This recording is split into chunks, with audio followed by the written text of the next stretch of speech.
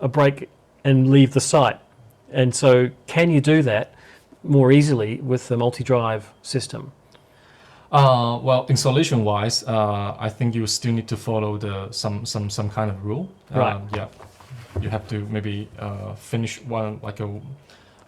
at least one string for one side, and then rotate it to the other side and do the other string, and then rotate it back to do the third string and back to the fourth string. Yeah. So basically, either side of the slew drive, you're maintaining the same number of panels.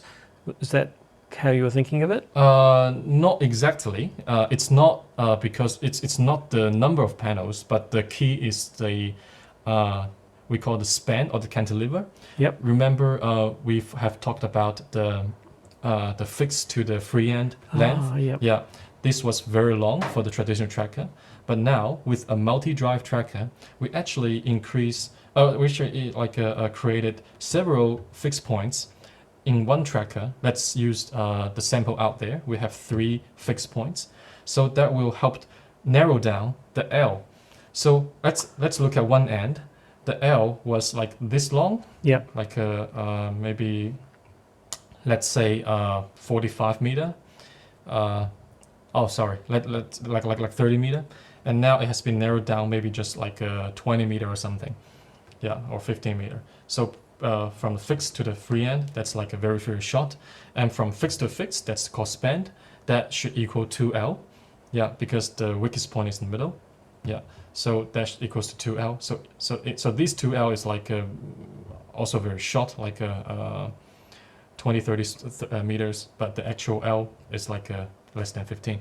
So the key point is to play with the cantilever, to play with that. The little L. Yeah. Okay, I understand. Yeah. So that's a really big increase in wind speed for stow, 20 meters per second. That's right. With what your modern large area modules, your 1.3 by 2.4 modules. Yep. Wow. Yes, and I think you can imagine that will also greatly help to reduce the wing pressure onto the module. Yeah. So if it were like a 3200 Pascal for a 45-degree tilt for like some tier 1 module, and now it can be reduced to say 40%, something around 18,000 Pascal. Yeah, and that's way under some standard 1800 Pascal, and that will be way under the standard 2400 Pascal. Right. Okay. Now, look, this might be a question you can't answer, but I'm not a wind engineer or aeronautics engineer, but I understand the reasons that planes fly is the distance over the top of the wing is greater than the distance underneath the wing, and that creates a low pressure zone on top, the Bernoulli effect, I think it's called, which kind of sucks the plane up into the air.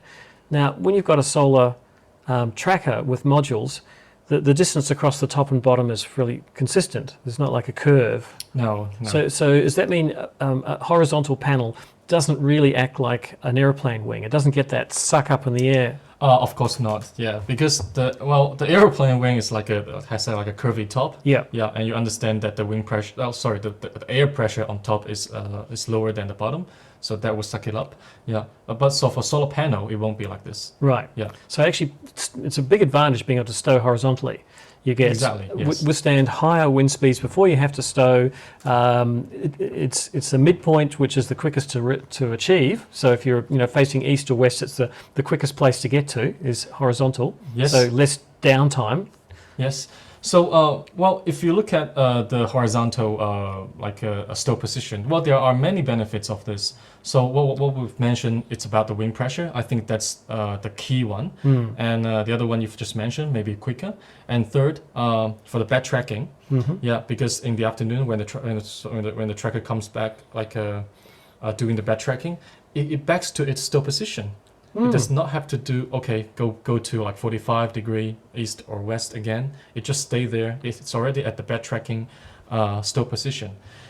And the other one is if there's like a flood issue or the wing issue comes at the same time, the tracker just do its stow position. It doesn't care about the flood. Oh, right. It's really high out of the water. That's correct, yes. So I hadn't thought about that. So if you are doing 45, so because the flood situation and the high wind speed situation might come at the same time. Yeah. So if you have to do a 45 degree stow position, encode with the